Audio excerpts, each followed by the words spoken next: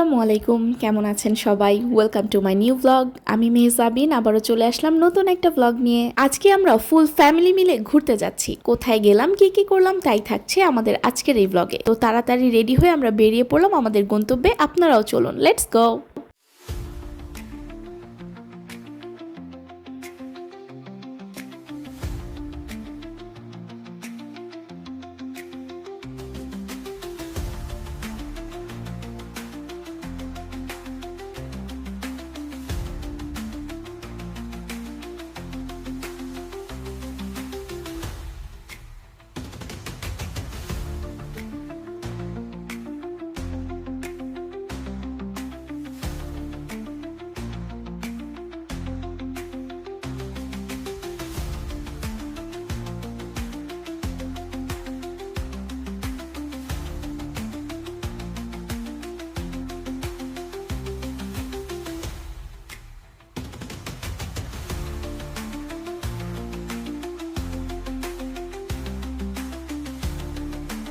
আমরা আজকে এসেছি নারায়ণগঞ্জের সুবর্ণগ্রাম রিসোর্টে। তো আপনারাও চলুন আমাদের সাথে পুরো সুবর্ণগ্রাম একসাথে ঘুরে দেখার জন্য।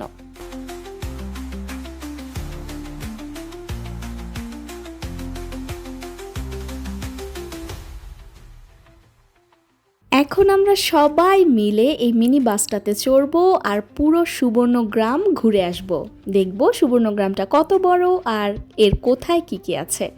আপনারাও চলুন আমাদের সাথে একসাথে এনজয় করি।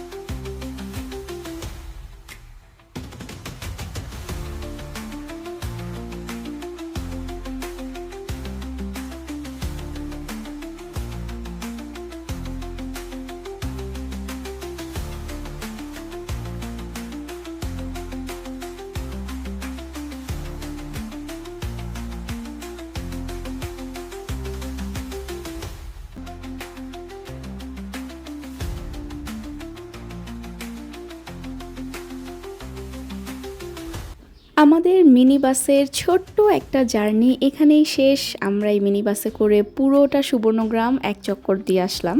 আর আপনারা দেখতেই পেয়েছেন, যখন আমরা ঢুকেছি তখন আমরা টিকিট কেটে ঢুকেছি। আর ভিতরে যে রাইডগুলো আছে সেগুলোতে যদি উঠতে চান তাহলে আলাদা করে পার পারসন 100 টাকা করে টিকিট কেটে নিতে হবে।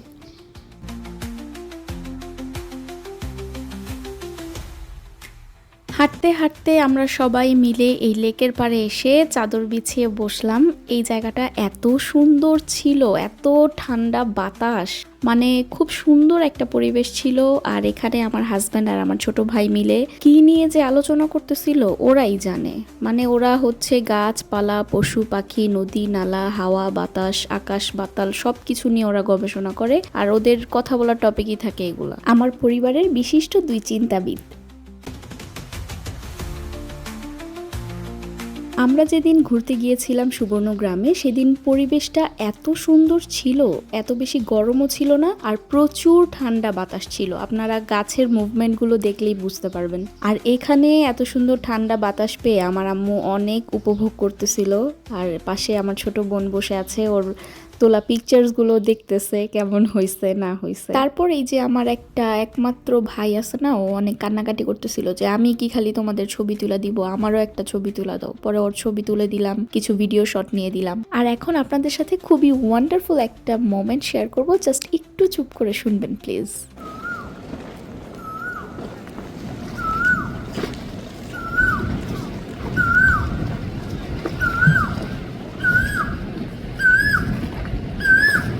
পাখিটা এত সুন্দর করে ডাকতেছিল মাশাল্লাহ। আর ও মনে হয় বুঝতে পারছে যে আমি ওর ভিডিও করতেছি, এইটা দেখে ও মানে উড়াল দিয়ে চলে গেছে। বাট আমার এই মোমেন্টটা এত ভাল লাগছে। এই পুলটার চারপাশে কিছুক্ষণ পরপর এরকম কিউট কিউট রেলগাড়িগুলো যাচ্ছিল, দেখতে খুব সুন্দর লাগতেছিল। আর এর মধ্যে আমিও একটু লেকের পাড়ে মডেলিং করে নিলাম, কারণ এই পরিবেশটা আমার কাছে অনেক ভাল লাগতেছিল। তারপর আমরা সবাই মিলে রেস্টুরেন্টটাতে গেলাম হালকা পাতলা কিছু নাস্তা করার জন্য।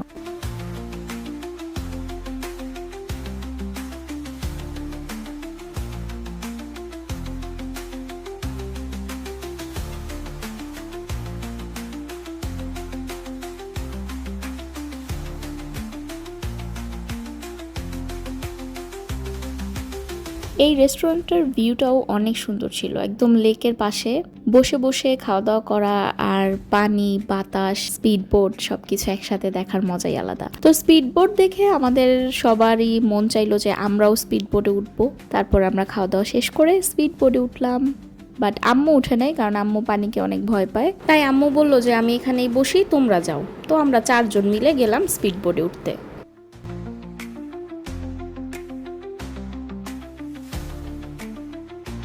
স্পিড বোটে ওঠার জন্য আমরা এখান থেকে আবার আলাদা করে পার পারসন 100 টাকা করে টিকিট কেটে নিলাম। আর টিকিট হাতে পেয়ে তো আমার ভাই বোনরা অনেক খুশি, দৌড়াতে দৌড়াতে গেছে। আমিও অনেক খুশি ছিলাম আর এক্সাইটেডও ছিলাম, ভয়ও লাগতেছিল, কারণ আমি এর আগে কখনোই স্পিড বোটে উঠি নাই। এটা আমার ফার্স্ট টাইম ছিল, একটু একটু ভয় পাইতেছি, আবার খুশিও লাগতেছে, আবার ভয় লাগতেছে না, কারণ ওরা তো আছে আমার সাথে। তো আমি যদি ডুবি তাহলে তো আর একা ডুববো না, ওদেরকে সাথে নিয়ে ডুববো, এই জন্য আবার একটু ভয়েরও লাগতেছিল না আর কি।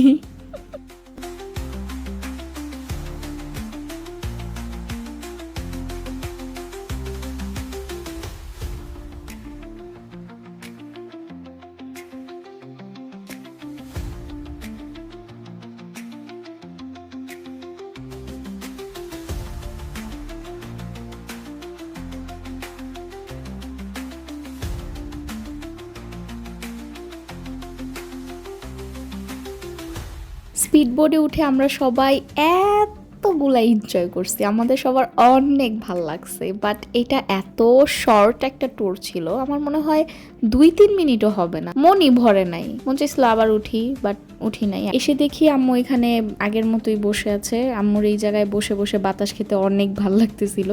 তো আমরা আম্মুকে জোর করে নিয়ে গেলাম যে চলো সান্তা মারিয়ায় উঠতে হবে। এটা শুধু শুধু আম্মুকে আর কি একটু বুংবাং বুঝাইছিলাম যে এটা আস্তে আস্তে চলে, তুমি ভয় পাইবা না, আসো আসো, অনেক কিছু বইলা আম্মুকে রাজি করাইছি। অ্যাট লাস্ট আম্মু এটাতে উঠতে রাজি হয়েছে। ওই যে আমরা 3 ভাই বোন একদম নৌকার কর্নারে সিটে বসছি অ্যাজ অলওয়েজ। আমি জিম আকিব মেলায় গেলেও নৌকার একদম কর্নারে বসি, আর আম্মুকে বলছি যে তুমি মাঝখানে বসো, এখানে এত বেশি ভয় লাগবে না।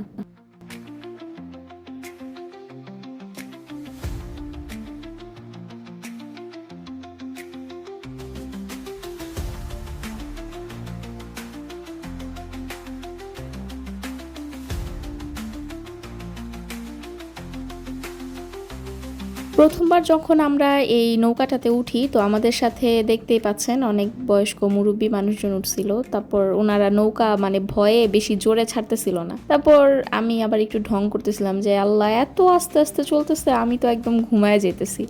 তো এরপরে আমরা আবার ওই ভাইয়াকে বলে আবার উঠছি যে ভাইয়া এবার প্লিজ জোরে চালাইবেন, যাতে আমরা একটু মজা পাই, কারণ এত আস্তে আস্তে চড়া তো মজা লাগে না। এবার আমরা সবাই মিলে আবার উঠলাম সেকেন্ড টাইম।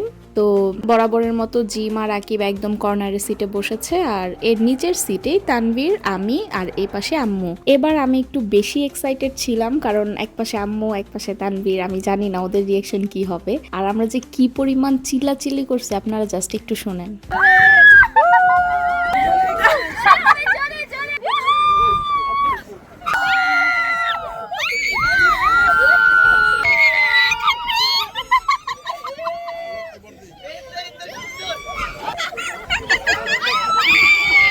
অ্যাট লাস্ট এই রাইডটা শেষ হলো, আর আমরা চিল্লাচিল্লি করে একদম গলা টলা ব্যথা করে তারপর নামলাম সবাই।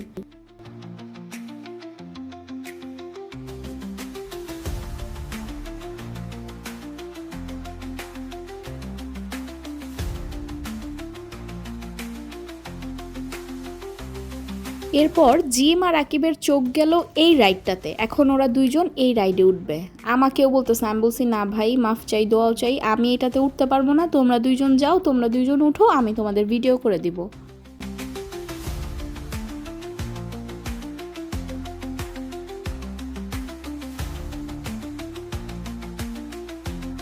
টিকিটটা হাতে পেয়ে আমার 2 ভাই বোন একটা দৌড়ে এখানে এসে পড়ছে। তারপর আকিব আবার এসে ওদের দুইজনের মোবাইল ফোন আমাকে দিয়ে গেল। এখন ওরা দুইজন বসতেছে, সিট বেল্ট আটকায় দিল ওই ভাইয়াটা এসে। বাট ওদেরকে দেখে আমার এত ভয় লাগতেছিল, কিন্তু ওদের মধ্যে একটুও ডর ভয় ছিল না। আল্লাহ মানে কেমনে যে ওদের বানাইছে আল্লাহ জানে। এরকম খাতারনাক একটা রাইড ওরা কি সুন্দর মানে লাফাইতেছে, জাস্ট একটু দেখেন, এটা পুরাটা এভাবে ঘুরবে, এত উপর থেকে এটা নামে দেখেই আমার কলিজার পানি শুকায় গেছে। বাট ওরা দুইজন এই রাইডে উঠছে আর নিচ থেকে আমি আল্লাহ আল্লাহ করতেছি যে কখন এটা শেষ হবে আর কখন ওরা নিচে নামবে।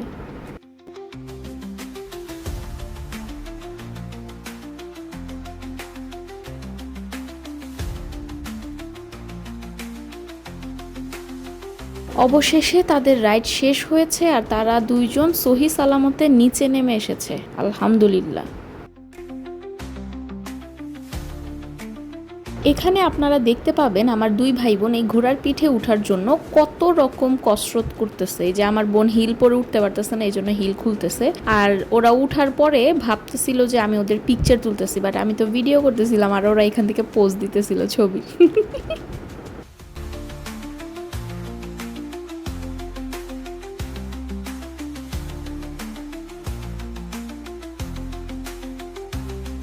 হঠাৎ করে পিছনে তাকিয়ে দেখি তানভীর সাহেব একটা হাতির বাচ্চার পিঠে বসে রয়েছে। তো ওকে বসতে দেখে আমিও একটু ওর সাথে গেলাম, গিয়ে একটু পোজ নিয়ে ছবি তুললাম, ভিডিও করলাম। ছোটবেলায় আমরা সবাই যখন শিশু পার্কে যেতাম তখন কিন্তু এই রাইডটা আর এই গানটা আমরা শুনতাম। তো আমার ভাই এই রাইডটা দেখে একদম আবেগ আপ্লুত হয়ে গেছে, কারণ ও নাকি ছোটবেলায় একবার শিশু পার্কে গিয়ে এই রাইডে উঠতে চেয়েছিল, বাট আম্মু ওকে উঠায় নাই। কি একটা অবস্থা। So guys, it's time to go home now. আমরা সারাদিন অনেক ঘোরাঘুরি করেছি, অনেক হাঁটাচলা করেছি, আমাদের সবার অবস্থা একদম কাহিল। আমার অনেক পা ব্যথা করতেছিল, আমি এক মুহূর্ত আর দাঁড়াইতে পারতেছিলাম না। এখানে আমরা আরও অনেক অ্যাক্টিভিটিস করেছিলাম, ছবি তুলেছিলাম, ফটোশ্যুট করেছিলাম, বাট ওগুলার শট নেওয়া হয়নি। বাট আজকের দিনটা আমরা অনেক বেশি এনজয় করেছি। আপনাদের সাথে দেখা হবে আবার নেক্সট কোনো ব্লগে। সে পর্যন্ত সবাই ভালো থাকবেন, সুস্থ থাকবেন, আমার পেজের সাথে থাকবেন এরকম সুন্দর সুন্দর ব্লগ দেখার জন্য। আল্লাহ হাফেজ।